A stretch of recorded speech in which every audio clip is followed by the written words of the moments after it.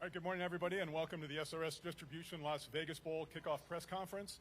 A couple of housekeeping items at first. Please silence your cell phones. If you have not picked up your credential yet, those will be available in the back of the room following the press conference. And due to time constraints, there will be no one-on-one interviews after the press conference. So if you need anything from the coaches or student athletes, this is the opportunity to ask them. The teams have been here for several days and enjoying the activities and events the Las Vegas Bowl has scheduled for them. Now it's just a little over 24 hours to kick off tomorrow for Las Vegas Bowl 34. This will be the fifth meeting between these two teams, with Nebraska having won the previous four encounters, the last coming in 1992. Nebraska enters the game with a 7-5 record and will be playing its first ever game in the state of Nevada, and this will be the program's 55th bowl game. Representing the Cornhuskers, we have coach and accomplished zipliner Matt Rhule. We have who else do we have? We have senior running back or defensive back Sierra Wright and senior offensive guard Henry Latofsky. Coach, we'll go ahead and have you give an opening remark. Go ahead. Well, thank you very much. I have to tell you, this has been an absolutely amazing week. It's an honor to be here with Coach Scally in Utah. He's a coach that I look greatly up to, and excited for him and his journey, his new opportunities. So best of luck to you. And they have a great football team. But I have to talk about the bowl week first. We're living in a time and space where people, sometimes say, who's going to go to it, who's not. Having a chance to be here one more week with these guys has been absolutely amazing. I have to thank SRS Distribution. Even talking to our players about their futures. I mean, every opportunity for our guys to advance their lives and have a better life is absolutely amazing. And then the bowl committee. I mean, I've been a part of these as a player, as an assistant coach, as a head coach. I don't know that I've ever been to a bowl opportunity, a bowl site with better hospitality, better services. I know you guys have the national championship game here next year, Coach Scally. I know we can rematch there if you want, bro. I'd love it. And I know you guys will do a great job hosting that. I think as long as this group's in charge of things in Las Vegas, I just can't believe the opportunities that we've had this week. So we're going to go out there and play the best football game we can play. We have some guys that are banged up, aren't able to play. But we have a bunch of really good football players who are hungry, who hate the way we ended the season, but also loved some of the great moments we had during the season. And to play a great team, a top-ranked team like Utah, we believe is a fitting way for us to go out there and challenge ourselves one more time. So, again, thank you for this bowl week, the bowl experiences, not just for my players, but for my wife, for my daughters, for my son. It's been really, really special, and it's something I will always cherish. Great. We'll hear from the Nebraska players in just a minute, but we'll turn it over to Utah now. Utah enters the game ranked 15th in the latest CFP poll with a 10-2 record.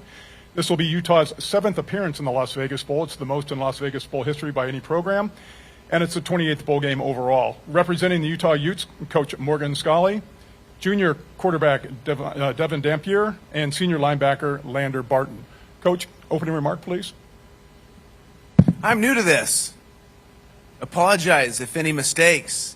I'm just grateful to be here. Fired up for the University of Utah to be back in a bowl game after last season, and what a season it's been. Grateful for our coaching staff. Want to first recognize Kyle Whittingham, the legend at University of Utah, and what he's done for this program, what he's done for me personally and my career, and I am so happy for him and wish him nothing but the best. He has been an incredible mentor to me, and I'm excited to see what he does at Michigan. But about this bowl, about this opportunity and this team, this is my 6th Las Vegas Bowl. I played in one, and now this will be 5 that I've coached in. The first one was against Pete Carroll at USC. That's the one I played in, and Troy Polamalu had, I think, 15 solo tackles. Unbelievable. We were able to win that one, and so this has been an amazing experience. Las Vegas has always been great to us, and John Cicenti has been amazing, and the bowl committee. Kent Gardner from SRS Distribution have made the events special. For our players, the gifts that they get, it's incredible, the gifts that they get. I got, I think, a Sega something that was, I think that's the last game I've played, boys, was a Sega. Okay, the controller is completely different. But what an amazing opponent. I've known Matt Rhule and respected him from his time at Baylor, moving on to the NFL, and just a very well-respected leader in this profession. And you can tell the way their team plays ball, it's going to be a physical matchup. And I was made aware that we were 0-4 by the Nebraska media. They let me know that. So it's like, all right, that's the challenge. That's the gauntlet's been set down. So we're excited for this moment. I'm excited for our players. Devin, the leader that he's been coming in just one season, and he is, the catalyst, right, for what we've been able to do. Him and our offensive coordinator, Jason Beck, defensively, and proud of Lander and the seniors. We've got about 13, 14 seniors still going to be playing in this game, and we want to send them out the right way. So grateful to be here, and thank you so much. All right, we'll come back to the Nebraska players. Sayer, are you with your experiences this week, what stood out most for you and your teammates? Yeah, first I'd like to just say how thankful I am and grateful to have this opportunity. It's been really awesome just this whole entire week, getting to spend it with my teammates, my family, my brothers. I'd say for me, I think that Fremont Street experience was really cool. I had never seen anything like that, and I really felt like the red carpet was rolled out for it. Well, it actually was. Like, we walked down the red carpet. But, yeah, the Las Vegas Bowl has done such a great job rolling out that red carpet for us, seeing all the extravagant lights and all of that, the family feud, the dance battle.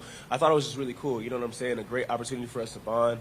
I thought it was cool that we've been doing a lot of these activities, with the Utah team, seeing them get to do the same things as well. So it's been a great time, and I'm just happy to be here. Did you expect your coach to zip line? I did not expect him to zip line. I definitely, they said, yeah, just look up in the sky, just wait for a second. And I look and I see him with his arms spread out. So, respect to him for getting up there. All right, great. Henry, going in this game as a senior, your last game, what does this mean to you? And then playing with your teammates for the final time. First I want to say, thank you to the people that, put this bowl on, all the help we've got, the whole support staff this week has been amazing. But, this game really means the world to me. Coming in my first year as a freshman, we were 3-9. So, having the opportunity to, leave this program better than I found it is, unlike any other opportunity I've had before. That's great. All right, we'll switch over to the Utah players. Devin and Lander, we'll take both of you guys to respond to these questions about your week here in Las Vegas and anything that stands out to you. I've been excited since we got here, especially the whole team. We've worked hard to get here. I think that's the biggest thing we took out of this is we worked really hard to get out here. Let's keep that going. But just experience overall, the Spirit was pretty fun. The lights and all the things they did for us, and just even us getting to our seats and all that, very professional. No problems with that at all. So thank you to the Vegas staff and getting that all done. But yeah, man, we're just excited for the opportunity to be here. One last ride for the boys. Our team is built off of love. It's very rare in the way college football is going now. It's rare to see a team that they want to go out there and play this last game for each other. Just a number of seniors that want to continue to play, not sitting out. And, man, it sparks my heart. It's like, man, this is real love that we got going on here. So I'm excited to get one more with those guys. Lander, any adjustments for you with a head coach? I know there's familiarity with the same coaching staff, but now with Morgan in charge as the head coach, any changes, any adjustments for you and your teammates? Really, I would say no. It's been a very smooth transition, and it kind of just happened upon us quickly. But, there's no changes. Practice is structured the same way. All our schedule is the same. So, it's kind of like a new energy, a new life, really. It's exciting. The future's here. Because we knew it was coming, but we didn't know it was going to come this fast. And so, I think it's just new excitement for everybody. That's probably the biggest change. Okay, we'll go ahead and open to questions from the media. We do have handheld microphones on each side of the room, so if you have a question, please raise your hand and we'll get you the microphone. We'll go down here on the left side, front row. Hey, Morgan. Can you just kind of describe what the last, half a week has been for you with Whittingham leaving to Michigan and you taking over officially as head coach? Oh, mixed emotions for sure. Did everyone hear the question? Anyway, mixed emotions. I love Kyle Whittingham. He's given me my start in the profession and has kind of mentored me throughout, like I said, my entire career. So to see him step down and move away, you know, a lot of tears, and then, like Lander said, also a lot of excitement for my continued journey, my path. But for the players part of this program, Devin hit it nail on the head. This is not only a program, it's a family, and that's going to continue. And you know what the standard that Kyle Whittingham set, right? It's always tough. You don't want to be the guy that follows the guy. Well, I am that guy, and but I'm extremely confident in moving forward, and you know, also preparing for this game. It's all about the game, right? Any bowl experiences I've ever been to, you remember the game and the outcome more than anything. And the events have been incredible. And but we are here, and we are here to play the game. We're here to win, and that's what our guys understand.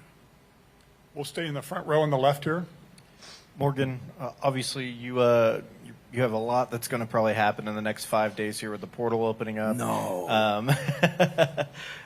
Just where do you stand with certain players on where they might go? And also, you know, Jason Beck is reportedly the target candidate for Kyle's OC job at Michigan. Have you had any conversations with him or any of your assistant coaches on that?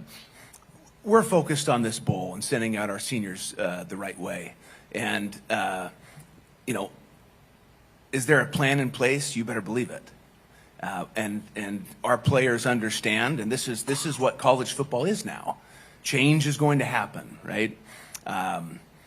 And how you handle that says everything about your program. So my job is to sell Utah and to prepare for the future of this program, and that's what we're doing. But the priority number one, is sending these guys out the right way, and then we'll move on from there. Next question will come from the camera platform, back right. Matt, Cam talked about it this week, how Bud Crawford's win here in Vegas is an inspiration for him as he enters the Las Vegas Bowl. Is that a sentiment that the team shares, or a lot of players and coaches? And I'm sorry, you said who said that? Cam Lenhart? Cam. You know, we haven't really spoken too much about that. We haven't spoken really much globally as a team, other than just kind of day by day going out there and making sure we attack the day. I know personally, I had a chance to come out here and see Bud fight. He was an underdog. As he said to me, I've been an underdog my whole life. He had really no motivation to fight other than he wanted to prove that he could do it 3 times, that he's a pound-for-pound greatest fighter in the world. And I shared with our team at the time that the willingness to put your name out there, the willingness to be laughed at, the willingness to step out into the arena and hopefully win but maybe fail is something that I take from Bud Crawford all the time. His loyalty to Nebraska, his loyalty to Omaha, but also the fact that he doesn't care what people say. He's going to go out there and lay it down. So, yeah, we enter this game knowing that probably a lot of people don't give us much of a chance. But, you know, that has nothing to do with us, how other people see us. We have infinite respect for them. We also respect ourselves. And one of the things I said when I got here is, I think one of my first media days, was that we have to bring respect back to the way Nebraska plays football. Hearing Henry say that when he got here, they were 3-9, I can tell you warms my heart to see what he's done. I haven't done it. He's done it. Sierra's done it. And so, yeah, we're not going to take the field, walking on the field like underdogs. We might stroll out there with the belief in ourselves that Bud has. And you need great opponents to do that. Bud needed to fight a great opponent. We need to play against a great football team, the number 15 team in the country. And it's only in those moments that you find out if you really are who you say you are. You know, do you really believe in yourself when no one else believes in you? Next question will come down here in the middle, front row. Morgan, with you taking over as head coach this game, who will be calling plays on the defense? Will you still be doing that, or are you going to give that to somebody else on staff? I'll be calling the plays on defense. We'll stay right down here in the middle. Devin, obviously you've mentioned that you've wanted to stay in Utah, but a lot has changed and a lot could change in the next 5 days. Just where do you stand on your future? How are you considering things just with Kyle leaving to Michigan? I mean, where's your head at in that? Yeah, I think Coach Scally touched on that. Man, it's for real. It's this game. We got to get this game out the way. There's a lot of seniors that I've been playing for this whole entire year, so that's honestly where my focus is at overall. But man, I can't say enough how much I love being a Ute. Since I've gotten here, I knew coming here that Scally was going to have his opportunity back then before I even came here. So I knew what the situation was when I signed up for this. So I'm very confident in what the future holds. Next question on the right side here, third row. This is for Henry and Sierra. I would hope you could expound on Coach Rhule's thoughts about being an underdog, and also the thing that we've kind of heard this week, a Vegas thing of doubling down, not being scared to play this game despite being a 14-point dog. What's your guys' confidence level coming into this game, and what do you hope to prove? Yeah, I mean, the way that I look at that, like, I don't really deal in the business of underdogs or whatever else it is, like point differences and all that, you know what I'm saying? Like, at the end of the day, like, we're a team full of men, they're a team full of men. Like, we've been practicing, they've been practicing, you know what I'm saying? So it's not about what somebody's done in the past or what somebody may do in the future. It's about what you do in that moment, you know what I'm saying? So we could say who's an underdog or who's not, but I don't think that really has any bearing on how we feel. I'm confident in my team. I love my team. And I respect who we're playing against, for sure. They're a great team as well, but at the end of the day, it's just about who shows up to play. So, yeah. Yeah. I look at it as, kind of been, at least I feel like I've been an underdog my whole life. So there's really nothing new for me. We're not a team composed of a bunch of 5-stars, right? And we know that. And, that's the chip we carry with us on our shoulder. Nobody really outside of even the local media really believes in us. That's the way we approach every day, all season, is that we're the underdogs. Down here in the front row on the left. Morgan, what would you say is your biggest challenge taking over as head coach? My biggest challenge taking over as head coach. Oh, man. I think to be able to be true to myself and who I am as a coach and not try to be Kyle Whittingham, not try to be Urban Meyer, not try and be Ron McBride, the coaches that have mentored me along the way. Culture is what you believe, how you behave, and the experience that's delivered by that behavior. And the number one thing that I want to be able to establish is what is that culture. A lot of those elements are going to continue from what Kyle did, but it's getting everyone on board and moving that same direction is what our culture is going to be. You cannot outperform the culture that you want in your program. You just can't do it. So I'd say that's the biggest challenge. We'll stay on the left side, second row. Sierra, this one's for you. With all the changes on staff defensively, what will fans see tomorrow will they notice a difference? I think what you will see tomorrow from our team is a ton of energy. That's what I feel like I've noticed the most throughout our practices. I feel like we have kind of a new life, new inspiration in the team. And it's really cool. I feel like people are playing light, you know what I'm saying, having fun, cutting things loose, kind of how Coach Rhule has been saying.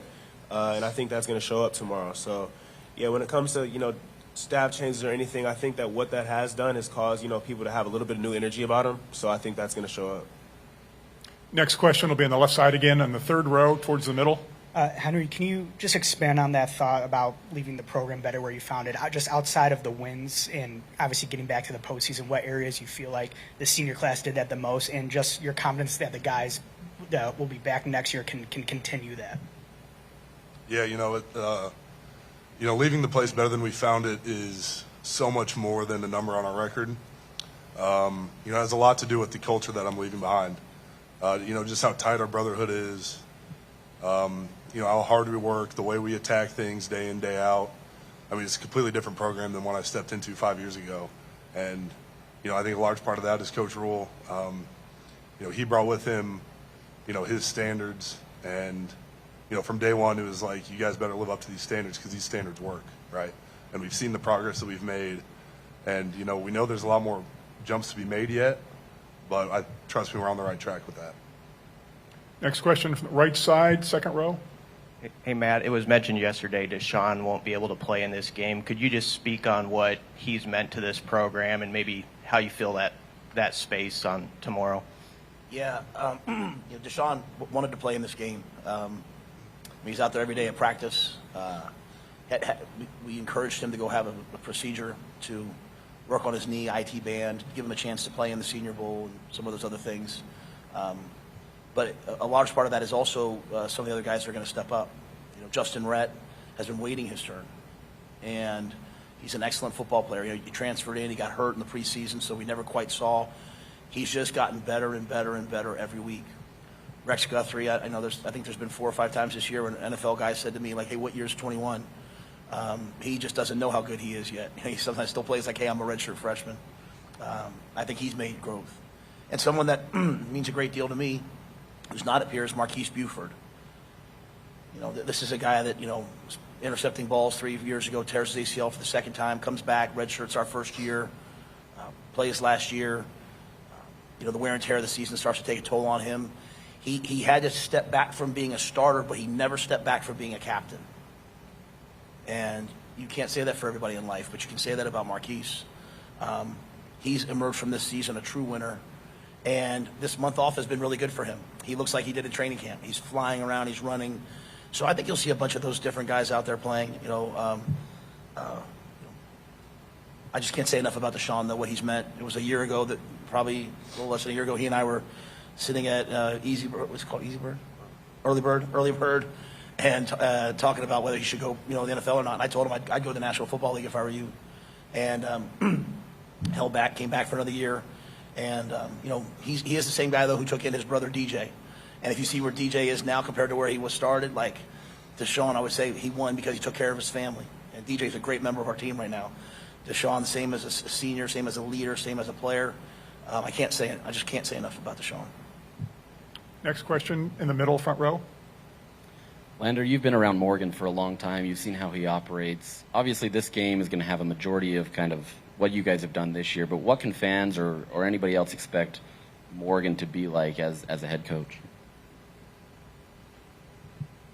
From what I've seen this week in just a few days watching Coach Scally as a head coach, I think you can expect a lot of energy on the sideline from him. He emanates energy every day in the building and just laughing, joking around. But then when it's time to get serious and go to work, he can do that. You can buckle up and it's time to go. But it's fun to be out there when you can just be loose and be yourself, and you have trust in your coaches, and that your coaches are having fun out there too. So I think you'll be able to see that tomorrow on the field. Just see that different energy on the sideline. Stay in the left side, right in the middle. Sear, can you just expand on Coach Rhule's thoughts about Marquise, just what you noticed, how he handled not playing, maybe playing as much as he expected this year, and what he did throughout the season? Yeah, I think that, the season comes with a lot of trials and tribulations, and I feel like that everybody experiences those, and I feel like Marquise did experience that this year, and I think that, the way that he handled that is the testament of a man, you know what I'm saying? I think Marquise has, like he said, he's continued to be a captain throughout the entirety of the season, continued to lead the team, and I think that is, I tip my hat to him, and I'm very appreciative of that to him for that. Being a captain, it's a difficult job, and you need the people that are captains with you to be there for you. You know what I'm saying? And having him, leading the team has been great for us. You know what I'm saying? I feel like he's pushed the team forward.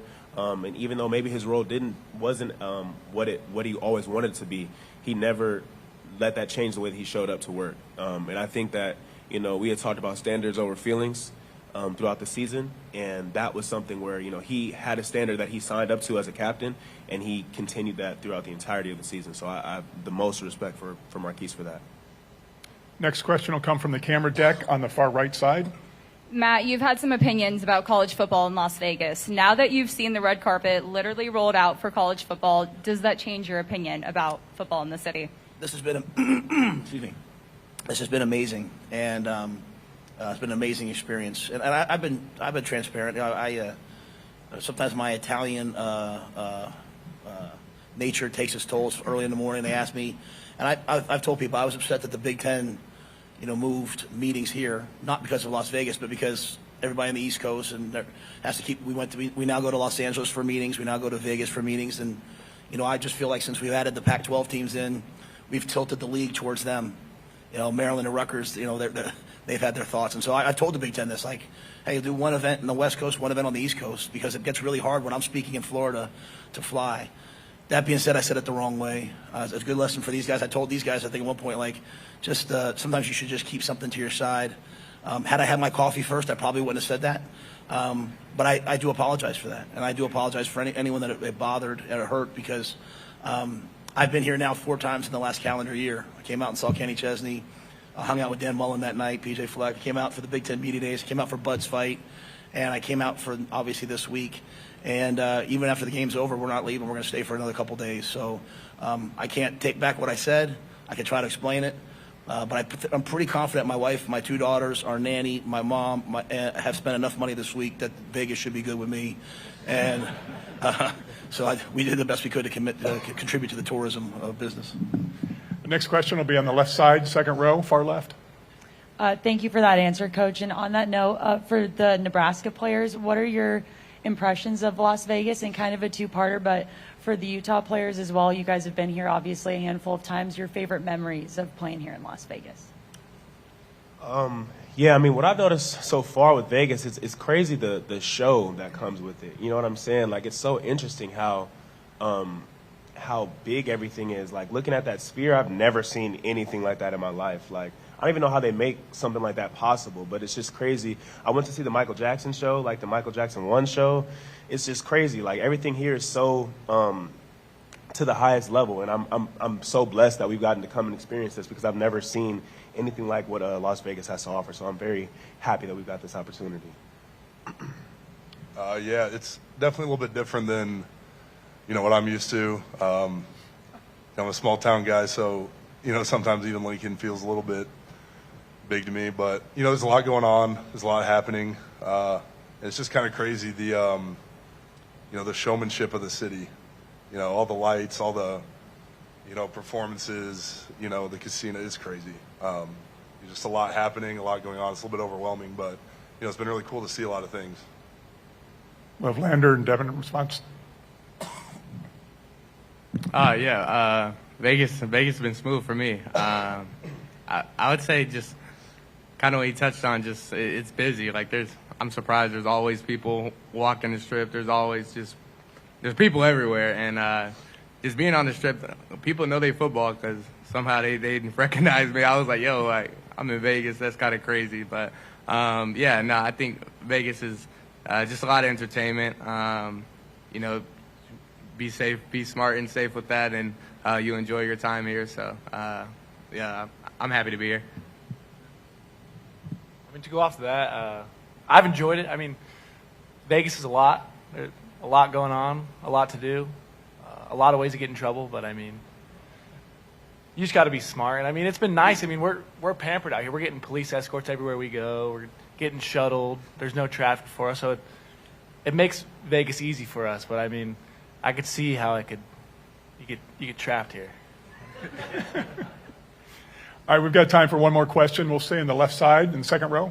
Coach Rhule, how is TJ Lateef, your quarterback, feeling, and how confident are you in his ability on Wednesday?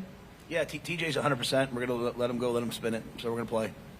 He's 100%. All right, that'll do it. Gentlemen, thank you for your time this morning, and good luck tomorrow. Thank you. Thank you, guys. Thank you.